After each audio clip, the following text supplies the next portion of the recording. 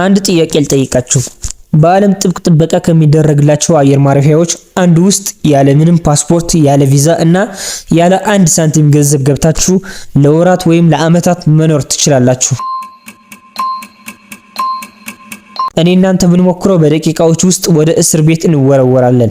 ነገር ግን ይህ ሰው የብሪታንያ የደህንነት ካሜራዎች፣ የኢሚግሬሽን የፖሊሶችን እና የቪዛ ህጎችን ሙሉ በሙሉ አታሎ በዓለም አቀፍ ትልቁ አየር ማረፊያ ውስጥ መኖር ችሏል። ይህ የፈጠራ ተረት አይደለም። በብሪታንያ የህግ ታሪክ ውስጥ ትልቁ ዝግብ ያስነሳው የዓለም አቀፍ የአቪዬሽን ህግን ያስቀየረው የኦቪዲዮ ባክስቶን 100% እውነተኛ ታሪክ ነው።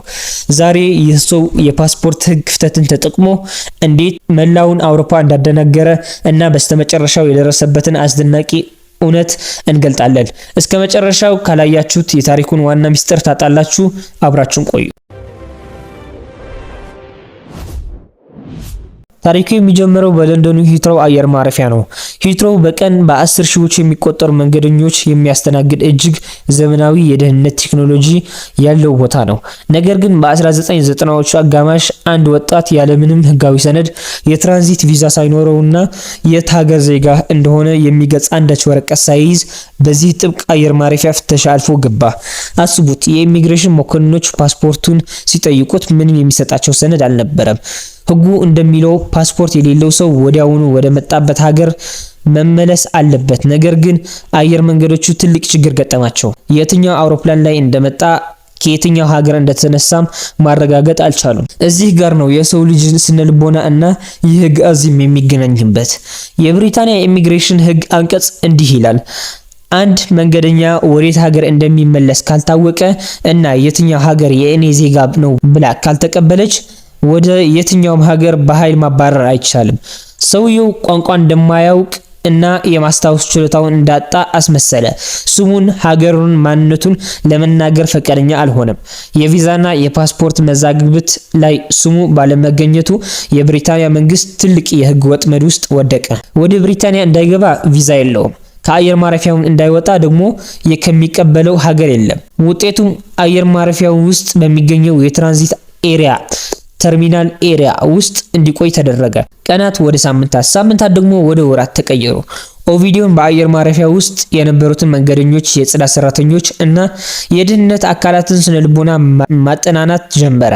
የትኛው ካፌ የተረፈ ምግብ እንደሚጥል፣ የትኛው ትራንዚት ክፍል ለእንቅልፍ እንደሚመች እና የትኞቹ የፖሊስ ሰራተኞች ደግ እንደሆኑ ለየ። አየር ማረፊያው ለእሱ ከተማ ሆነ። መንገደኞቹ ሲመጡ ሲሄዱ፣ እሱ ግን በዚያው ቀይ ወንበር ላይ ይኖራል። ሚዲያዎቹ ታሪኩን ሲሰሙ አየር ማረፊያው ድረስ በመመላለስ ዘገባ መስራት ጀመሩ። ታሪኩን መላውን ብሪታንያ አነጋገረ።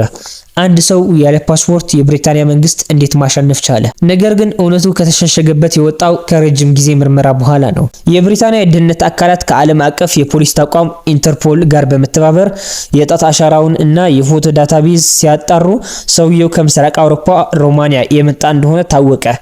መንግስት የሰነድ ማረጋገጫ ካገኘ በኋላ ከበርካታ ወራት አየር ማረፊያ እስራት በኋላ ህጋዊ ጉዞ ሰነድ ተዘጋጅቶለት እንዲወጣ ተደረገ።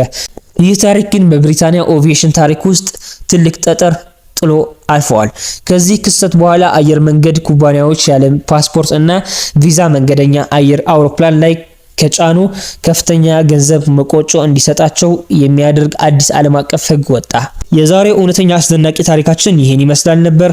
የፓስፖርት እና የቪዛ ህግጋትን ምን ያህል ጥብቅ እንደሆኑ እና ክፍተቶቻቸውን ምን ያህል አስደናቂ እንደሆነ ተመልክተናል። እስኪ እናንተስ በጉዟችሁ ወቅት በአየር ማረፊያ ውስጥ የገጠማችሁን ረጅም የሰዓታት መጠበቅ ወይም የቪዛው ዝግብ አለ? ለአስተያየታችሁ ኮሜንት ላይ ጻፉልኝ። ይህንን ቪዲዮ ላይክ በማድረግ ለሌሎች እንዲደርስ አድርጉና ለቻናሉን ሰብስክራይብ በማድረግ ደግሞ ሳምንታዊ አስደናቂ የጉዞና የፓስፖርት ታሪካችን ተከታተሉ። በሌላ ድንቅ ታሪክ እስከምንገናኝ ቸር ሰንብቱ።